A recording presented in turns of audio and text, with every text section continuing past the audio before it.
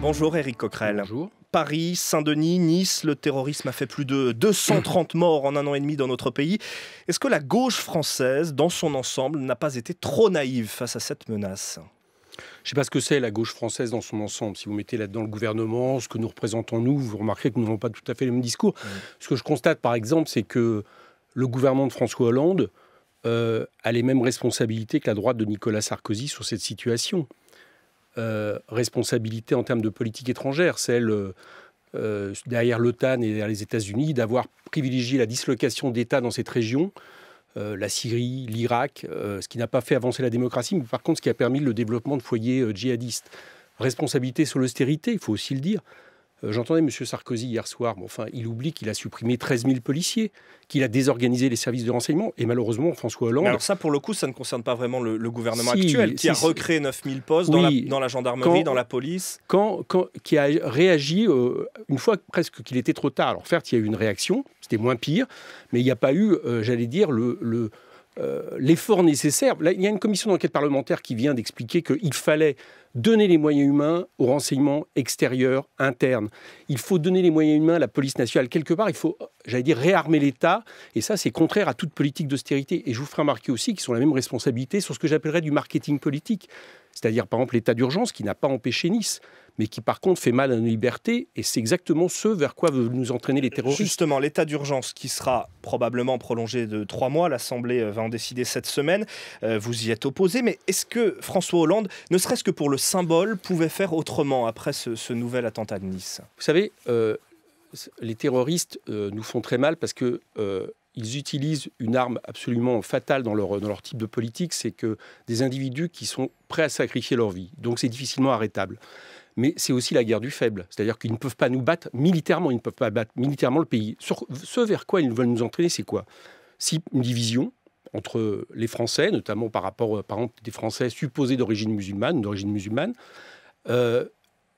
si possible même une guerre civile, pourquoi pas. Et puis aussi, s'en prendre à nos libertés, à nos principes républicains. Ce n'est pas un hasard s'ils ont attaqué si cette attaque terroriste s'est faite le 14 juillet. Bien, à partir de là, il faut faire exactement l'inverse de ce vers quoi ils veulent nous entraîner. L'état d'urgence, ça a été prouvé, nous l'avons dit au moment où il a été décidé, le gouvernement aura beaucoup de mal à l'arrêter une fois qu'il a mis le doigt dans cet engrenage. Pourquoi ? Parce que la menace terroriste, malheureusement, ne va pas s'arrêter du jour au lendemain. Tant que nous sommes en guerre, vis-à-vis d'eux.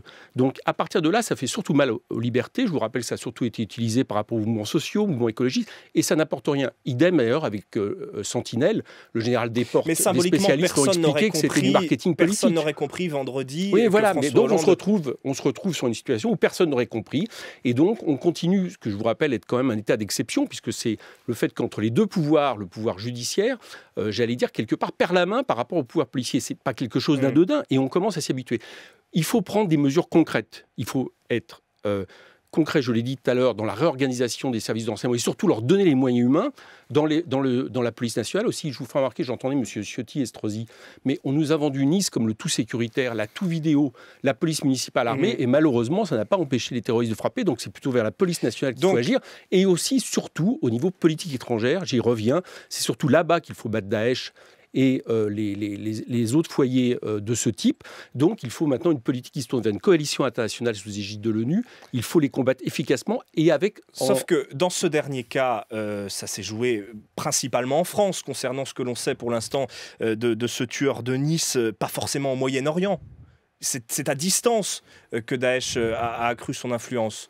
Est-ce que c'est vraiment au Moyen-Orient que ça se joue aujourd'hui, quand on voit que Daesh recule d'ailleurs territorialement, et pour autant le nombre d'attentats ne se réduit pas. Malheureusement, une preuve que c'est au Moyen-Orient, c'est que là-bas, ils ne mènent pas une guerre des faibles, ils mènent encore une guerre terrible contre, par exemple, les massacres en Irak se font avec des explosifs énormes. Quelque part, on peut supposer d'ailleurs que si c'est plus le cas en France, c'est que justement, ils sont affaiblis. Mais c'est du Moyen-Orient que vient ce problème. Donc c'est d'abord là-bas qu'il faut régler les problèmes qui sont posés, qui sont des problèmes qu'il faut faire en respect du droit international, encore une fois, c'est sous coalition de l'ONU, et en arrêtant cette politique absolument incroyable qui a été mise en place depuis la dernière guerre de l'Irak, qui consiste à démanteler les États sur place.